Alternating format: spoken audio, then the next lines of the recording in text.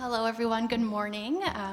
Thank you, Becky, for having me here today. As mentioned, my name is Crystal, and I'm the manager of small business and creative sector with the City of Barrie. As part of my role, I get the opportunity to head up our Small Business Centre of Barrie, Simcoe County and Orillia. And so our center is actually one of 54 of such centers across the province of Ontario. And our role is really to guide you and provide you with the information, resources, and tools that you need to bring your ideas to life and help you grow the businesses and achieve the goals that you've set out for yourself. And so we are a completely free resource, and I'll talk a little bit more at the end of the presentation about how you can access some of the resources, supports, programs, and things like that.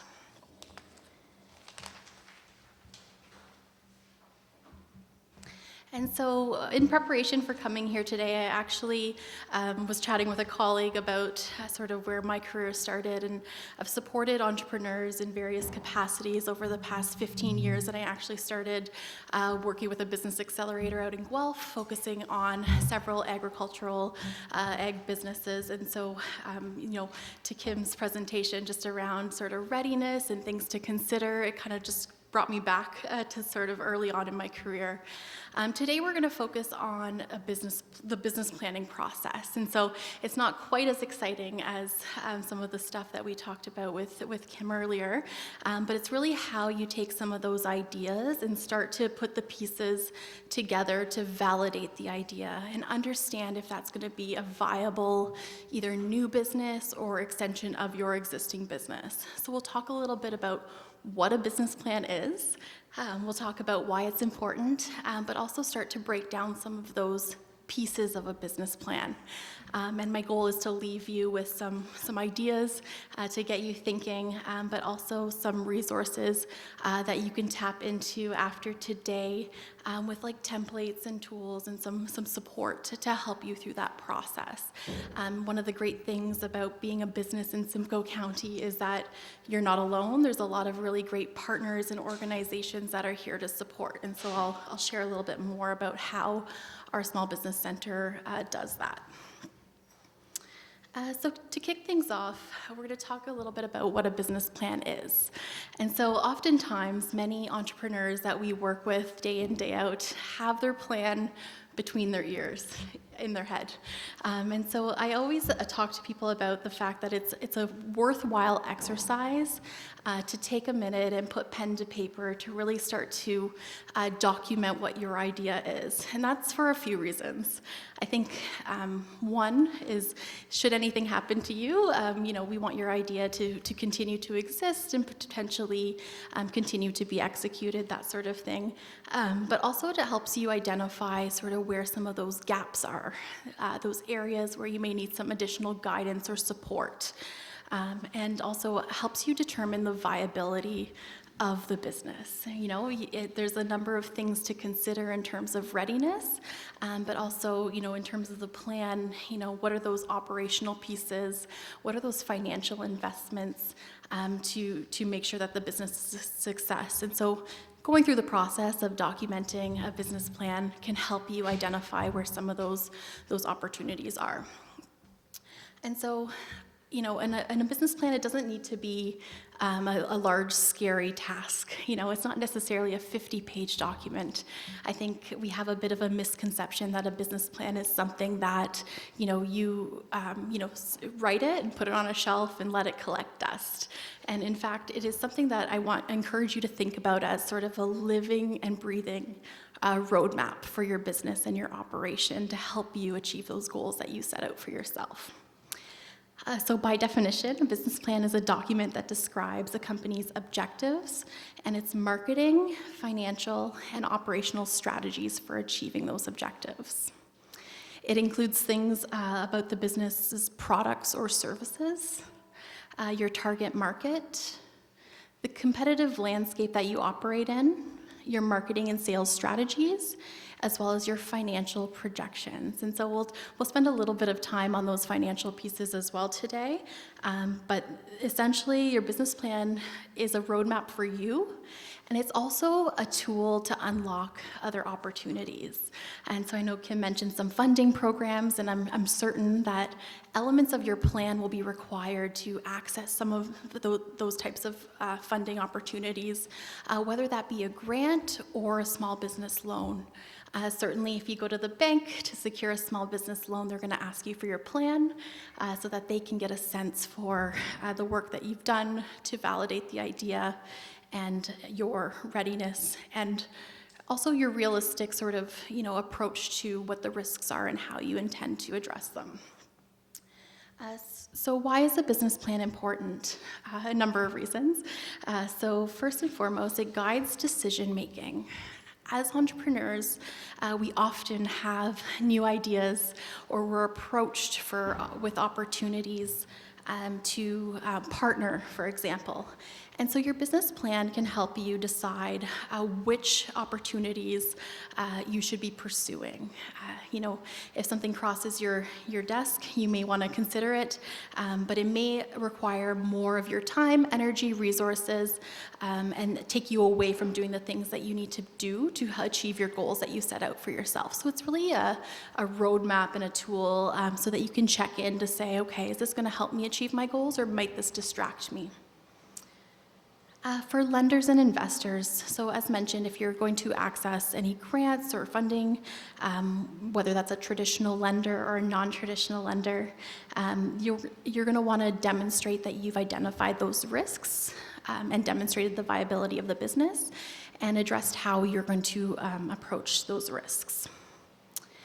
It also allows you to track progress. We talked a little bit about goal setting earlier, and we work with entrepreneurs each day who come in and say, okay, I've invested this much money this year in marketing. How do I know if it worked? And how do I know where to make adjustments? Your business plan will allow you to track the impact of the things that you're spending your time and your finite resources on funding.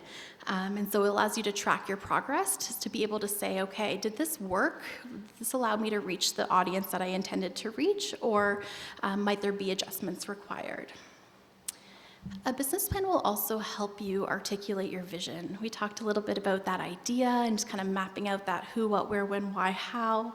But also, it challenges you to put your idea together in a concise way and be able to communicate that outward, whether that is to a bank for a loan, or to a potential future partner, right? If you can be clear and concise about what it is that you're trying to do, it's easier for people to get on board. Internally, if you have a team, it also allows you to align on your shared goals. And then also for growth. Businesses that plan typically grow faster than those that don't. And I'm a big believer in planning in both personal, professional, and in business. So I think, just the exercise in and of itself, I think has a few important purposes. Alrighty, so next we're going to talk about what is included in a business plan. There are a number of templates and tools out there that you can use, and any one is fine. Just know that the template is just that. So there are going to be parts of a template that you come across that may have components that aren't applicable to your business, and that is okay. It's okay to delete and skip over those sections. But essentially, your business plan and the components in it is your story. It's your opportunity to tell the story on how you ended up here, how you came up with the idea, why you're pursuing it, and what the size of that opportunity is that you're looking to take advantage of. In terms of the components of a plan, what you see here on the screen is essentially the components. So a cover page, I mentioned at the beginning, a business plan is often a living and breathing document. It's something that you're going to want to refer back to and check in with. Maybe it's quarterly, maybe it's twice a year, maybe it's once a year as part of your annual review. Make sure you put a date on that. It's always nice to look back and see where you started and sort of where you are now. A disclaimer, I'll show you an example of a confidentiality disclaimer to include on your business plan. You're sharing sort of your secret sauce and your ideas and your plan, and so you want to make sure that the reader understands that the contents of the plan are confidential and not to be shared without your permission.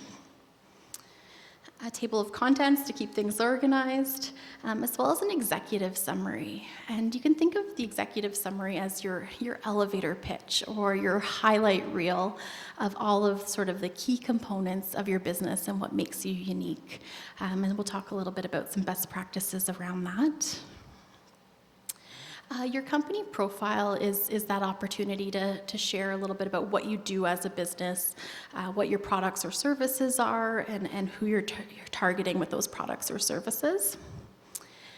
Your market and strategy section, this is a section that we'll talk more about, but you'll want to spend some time really understanding the local market that you're looking to operate in or are currently operating in and tapping into. Your strategy is really your marketing pieces, and then your operations. And I know we had some really great checklists shared in the previous presentation just around how are you going to operate this business and what are you going to need in order to ensure that you have the human resources on site to be able to deliver those experiences. And then finally, the financial plan is an important part. As business owners, the financials are often intimidating, but it's a really important exercise and component of the plan to demonstrate that you understand what those costs are in terms of those inputs, and how you anticipate sort of those projections rolling out in the future. And then finally, as business owners, there's a lot of different things that you're working on simultaneously. So we're going to share a critical path, which is a tool that you can use to visually map some of those goals and those projects and track progress that way.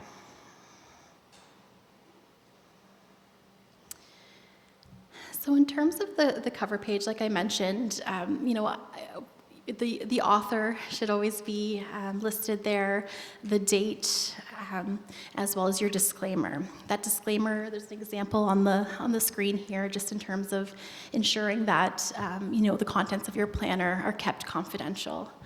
I do encourage you to write your own business plan. I know it can be a daunting task, but I think no one understands your operation better than you, and it needs to reflect your vision and your goal for the business. And so, oftentimes we may tap on, partners or others to support us in that process. And, we're here to support as well, not to write, but to support you through that process. But just always, taking it on yourself, I think, is the best way to end up with a plan that is reflective of your vision and one that you can execute.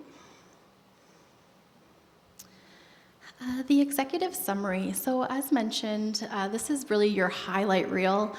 This section is typically that first page of the document. It's 1 to 1.5 pages maximum. And this is where you're going to be challenged to write a story about your business in a very, very concise way. So what is your business? So what products or services will you be offering? Who will you be targeting with those products or services? Who are the owners? So this is a chance to say, who you are as an entrepreneur. What is your experience? What is your background? Maybe this is your first time venturing into the experience area, but you have a number of years of experience in another sort of related field. This is your chance to tell a story on what inspired you and why you're doing what you're doing. Also, very important to always write this section last. It's hard to do because you want to get right to the point, but I encourage you to see this section as the opportunity to sort of tease out those highlights and those kind of important bits of the business, so that if someone only reads one page of your business plan, they will do so and have a solid understanding of your business and what you intend to do with it.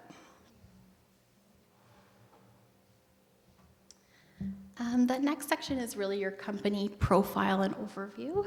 So this is where your vision and your mission for your business will be stated clearly. You're going to want to think about things like the key benefit of what you're selling.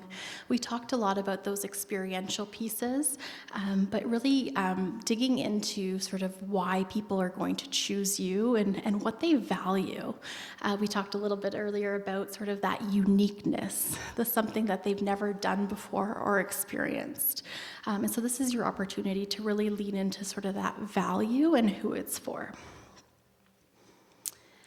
This section will also include a little bit about yourself, your management team, your team that you intend to lean into in order to execute, as well as accomplishments to date. And so as business owners currently, are there any sort of awards that you've been nominated for or received? Are there any sort of publications that have featured your operation? This is your chance to really say sort of where you've been and the recognition that you've received throughout the region and beyond. And a really important sort of part of this section is around your goals and objectives. And so I encourage you to get very specific on these. You can start high level, but the more specific that you can be in terms of identifying what your goals are. So for example, in year 1, perhaps you want to have 100 guests to the farm to experience the experience that you've put together. Maybe you're looking to build an on-farm store, and in year 1 you want to have 5 partner vendors on board. Maybe in year 2, you want to double that. So as the more specific that you can get in terms of your goals, the easier it will be on the back end to measure the effectiveness of the things that you did to achieve those goals, if they actually worked. And so when it comes to goal setting, I also encourage you to think of it in short, medium, and long term, understanding that some of those long-term goals, there's a lot of things that sort of impact your ability to get there, and so understanding that things can change. And that's the thing about the business planning process, is that it's a living and breathing document. It's something that you're going to want to adjust each year and make those adjustments as you go. And so, even if, looking out 5 years seems a little far out, dream big. And, I think starting somewhere as a goal is helpful in helping you get there. The other thing we often walk our clients through is a bit of like a visioning exercise. So you may have heard of like a vision board that people have in their personal lives. You can use the same concept applies to business. Where do you see yourself 5, 10, 15 years from now? What does your operation look like? What does it feel like? How are people talking about and describing your business or your experience that you're providing? And so often, when it comes to goal setting, it's hard to get started, but when you think about sort of that longer term vision, it helps you get clear on sort of that pathway to get there. The next section is looking at the market. Research and data is not second nature to everyone. And so, I encourage you to start by talking to people. Start by talking to your current customers, your prospective customers, your family and friends, to really understand what motivates them to make a decision to buy or to support a local business or to go out to an experience. This section I encourage you to think about as a bit of a funnel. This section is where you're going to want to demonstrate to the reader that you've done your homework. You understand sort of where the industry is heading in the province, for example, and even more specifically within the region. So you'll want to think about, your potential sort of geographic catchment, understanding that depending on the nature of the business, you'll potentially attract from a more broader catchment as well. But starting at that 50,000 foot level and demonstrating that you understand where the agritourism sector is going as a whole, what we're seeing locally, and how you're going to define and attract your current audience. on sort of defining the who you're targeting, I encourage you to get specific. You may have heard of profiling people, and by that I mean make assumptions. What do we know about them? And you can do that by asking your current or potential customers, and you can make some assumptions. Maybe it's families with young kids looking for something to do on the weekend that's affordable and local. Maybe it's young professionals that are looking for a unique experience and have the discretionary income to spend on that experience. And so when it comes to understanding your target, feel free to profile a couple different customer groups, and it's okay to make assumptions. You can go as far as naming them, and that just really allows you to get clear on who you're talking to with your messaging, right? We'll talk in a moment about some of the marketing pieces, but understanding who you're talking to can allow you to speak in a language that they can relate to, and that they are sort of going to jump on and be drawn to. From a marketing standpoint, it's also important to take a look at your competitors. You'll want to do some research into how they're promoting themselves, how they're pricing their services, maybe it's their products. Doing some of that investigative work early on is helpful to build those assumptions on why and how you're going to be pricing your products or your experiences the way you are. Also important from an inward perspective is taking a look at something called a SWOT analysis.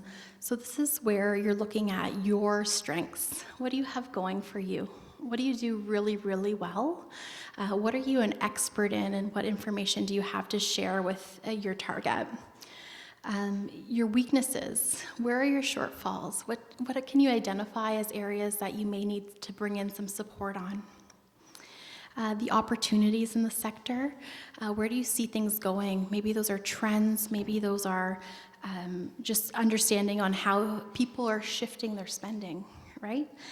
And then finally, your threats, your SWOT, that's kind of the fourth piece of that, and it's really about identifying what kinds of things could happen that would impact your business from being successful.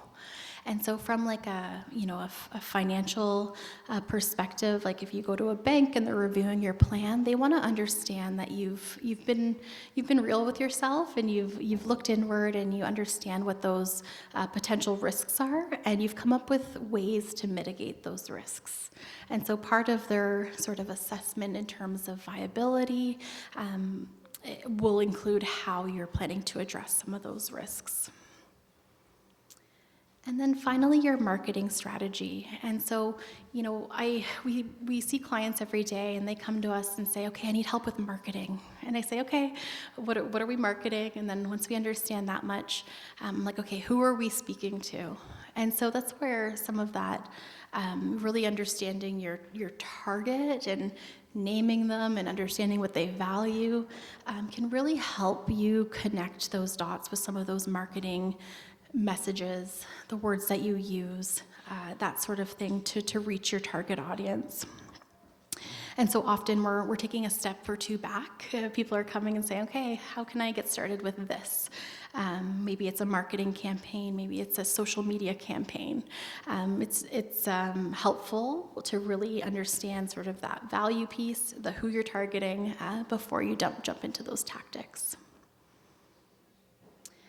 The other component is operations and human resources. So we talked a little bit about how to make sure that the operation is ready, but I challenge you to think about what it will take to deliver that experience. Think about those day-to-day operations. Maybe there's some maintenance that needs to happen. Maybe you're thinking about an on-farm store, and I challenge you to think about what do you need on day one to open those doors and start selling, and then also thinking about on the flip side, 5 years down the road, what does that look like, and what are those facility requirements?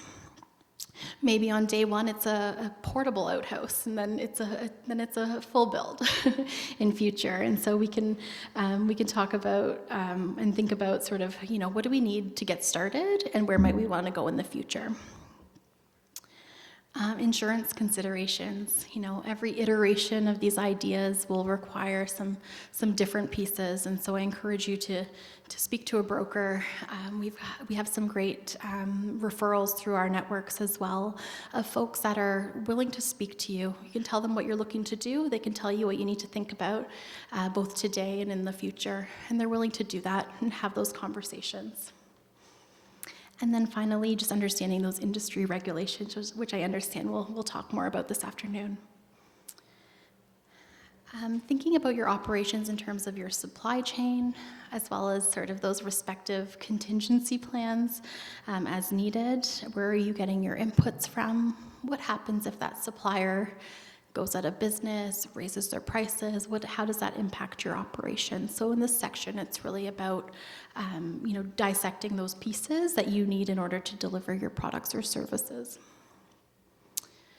Your workflow, so thinking about the process that you go through. Maybe you're creating products and there's a process and there's a wait time. When you're thinking about sort of the time that it takes to create that product, making sure that you're accounting for that wait time, because it'll be important down the road. And then finally, your human resources. So oftentimes it's just yourself, maybe a partner or two. But when you think about sort of the busy season, if you will, might you need to bring on some additional staff members? What does that look like? And what are those considerations?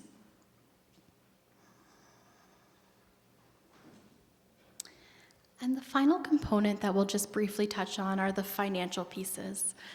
So within a business plan, you're going to want to familiarize yourself with 4 key financial statements. And we have some resources on these. We have some really great templates to build from as well. But essentially there are 4 statements that you'll want to familiarize yourself with and start to work through, because they'll be required if you do submit your plan for a loan or potentially for a grant as well. So the first one is your startup costs. So if this is an extension of an existing business, understanding what those additional costs will look like will be important. Even if it is an extension, if it's a net new business, it'll be critical. It also has some tax benefits as well. If you have some things that you're going to be purchasing that you're going to be paying tax on, there could be some advantages to making sure that you're capturing all of those investments into the business on day one. And I'll show you an example of each of these. It's not overly exciting. They are Excel sheets. They're not the fun stuff for sure.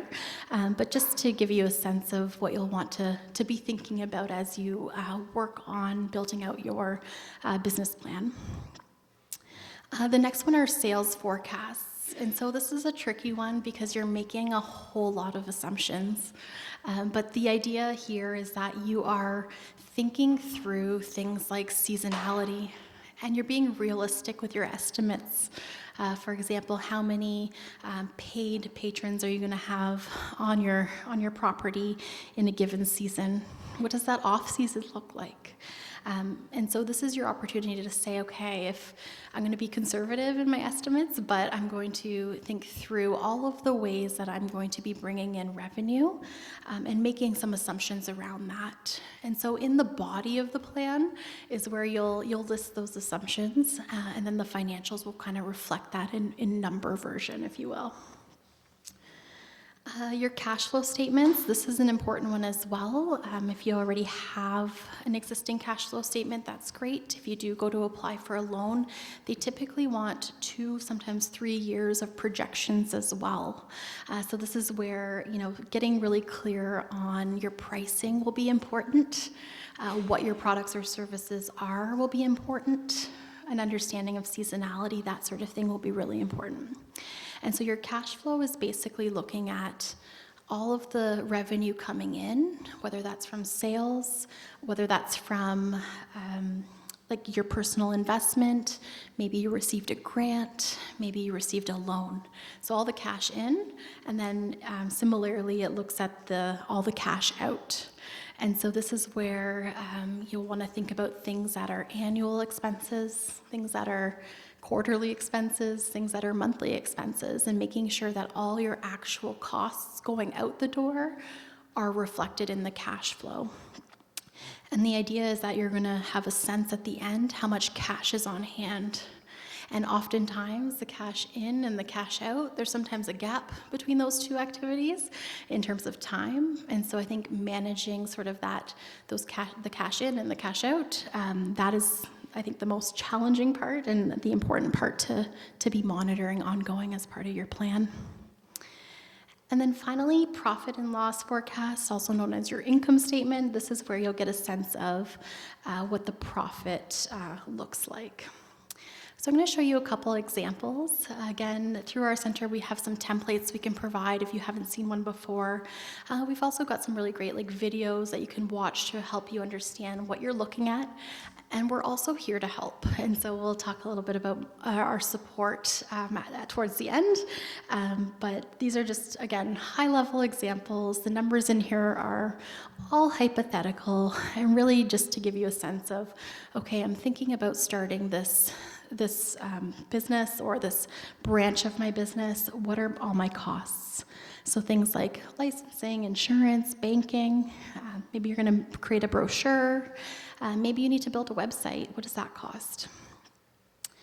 Things like phone, the point of sale piece as well as any office supplies or utility costs or inventory costs, things like that. So it's just about, okay, in order to do this, what's it going to take?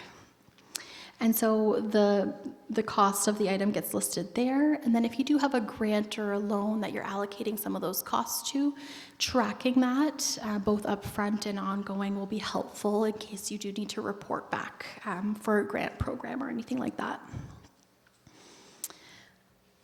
Super hard to see, I know. So this is a sales forecast, again, super hypothetical, but all the columns represent the months of the year. And down that left-hand side are all of your products or services. This is where you're going to list them out. You're going to make some assumptions on how many you intend to sell, as well as the price. So if this is people coming through your doors, you'll make some assumptions on a month-to-month basis. Some assumptions in the low season may be at zero, and the high season could be fluctuated accordingly. But this is where you're going to list out all of the products or services that you're offering to get a sense of what that sales forecast looks like. And again, within the body of the document is where you make your assumptions around how you arrived at these numbers. Off to the right-hand side is just an area where you can track how you're doing versus past years to say, okay, am I on par with last year, or am I a bit lower? Maybe I need to ramp up some marketing or things like that. And now this one's even worse to read, but let me talk you through this. So this is your cash flow statement. So that section at the top is really your cash in. So things like sales revenue, things like grants or personal investments, contributions into the company. The second section is your inventory costs, and then all those expenses that you identified in those startup cost sheet. So you can see how sort of some of these pieces build on one another, but this basically gives you a sense of, at the end of the day, when you take all of the revenue in, all the revenue out per month, what's left? And that becomes your cushion, your operating costs ongoing. And so we spend a lot of time working with clients in identifying what their costs are, making sure they haven't forgotten anything. What you want to do is be as realistic with yourself as possible in terms of what those costs are. And then finally, your income statement is where you'll, again, take those revenues, those inventory costs, to understand what your gross margin is. So basically, what are your sales? How much did it cost you to build those products or services, or deliver those services? And then what's your gross margin? So that would be your sales minus your costs of inventory, or cost to deliver those services. The next section, again, is those expenses, but this view is at an annual level. And so you'll want to take a look at the end of the year to say, okay, what's my net profit before tax, by looking at that gross margin minus sort of all the other expenses to understand where you sit from a profitability standpoint. And so again, that cash flow statement and this income statement is often required by lenders to understand where you're at. And we can go on for an hour about those specifically, and so we're happy to chat further if there are any other questions on that piece. The final piece that I'm going to leave you with before we get into sort of how we support, as entrepreneurs, you often have several balls in the air, several projects on the go, trying to move a number of things forward. So whether that is your website, whether that is, building out a new experience or an opportunity. And so I just thought I'd share a tool that you can use. I'm a visual person, so I like to see things, in visual format. And so just an opportunity to sort of track your projects and your workflows and your key milestones for your business, to be able to check in with yourself, to make sure you're staying on track and keeping things and the momentum going. So again, just an example. So you can, maybe it's a website that you're looking to build and you need to do a number of things in order to support that process. You can map it, whether that's weekly, monthly, whatever it works for you. But it's a tool that you can use to sort of track your progress visually on the various elements of your business that you're working on simultaneously. Alrighty, so there's a lot that goes into a business plan, and I know that was a lot of information, and my intent is not for it to be scary, but instead a tool for you to unlock opportunities, a tool for you to use as your roadmap to achieve your goals. But there's a number of common mistakes that we see that I will share with you. Number one is a lack of market research. So this can lead to some unrealistic assumptions. If you don't do that competitive research to understand how much people are paying for that kayak experience, different types of kayak experiences, you may be unrealistic to think that, that $50 is a solid price point, for example. And so you want to make sure that you've done your research, you understand the potential in the market, also the demand for your products or services. Unrealistic financial projections, overestimating revenue is a really common thing that we see, and underestimating those expenses. And so we spend a lot of time really making sure that the entrepreneurs that we work with are thinking through every step that they take day by day. What does it take to deliver those services or produce those products? And just being as honest with yourself as possible. And I think this actually leads nicely into, going through this exercise can help you understand if the opportunity you're considering is viable. Is it going to eventually turn a profit for you? And, I think, often people come to us and say, okay, I have this idea to do this. And they're like, is it a good idea? And it's like, well, I can't really say until we actually kind of go through this exercise or a similar one to it. Because it's an exercise in understanding the viability, but if it ends up that the business opportunity is not viable and will not turn a profit for some time, and that's not aligned with your goals for the business, then that's also a win to prevent you from spending time, resources, things on an opportunity that won't be viable in the future. So the exercise in and of itself has several benefits. Ignoring cash flow. So as I mentioned, sort of sometimes that we get focused on profitability, but really understanding what it's going to take month over month to continue operations, and that sort of gap between the money coming in and the money going out is critical to manage, and something that can't be ignored. Inadequate risk management.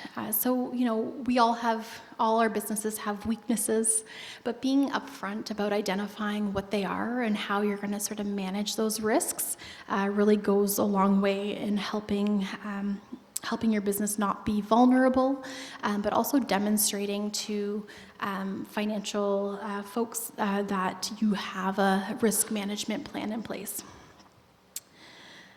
Overlooking legal and regulatory requirements, that's a must-do. Need to be in compliance with all of the relevant regulations. And not updating a plan. And so, it's only normal that things will change and evolve as you get into the business. You may learn things, you may discover new opportunities, you may want to make changes, and that is totally okay. We encourage you to think about your plan as a living and breathing document. And so, once a year at least, sit down and say, okay, what needs to change here, and what have I learned this past year that I now know and can apply to my roadmap forward. Some best practices in business planning. Start early, even if it's at the idea stage.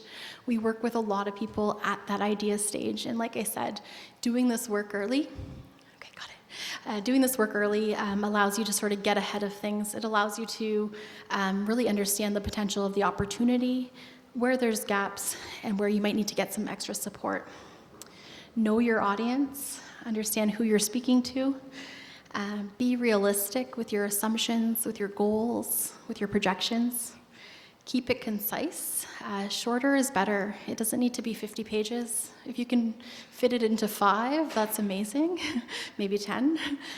But just, the shorter the better, as concise as possible, which is hard to do.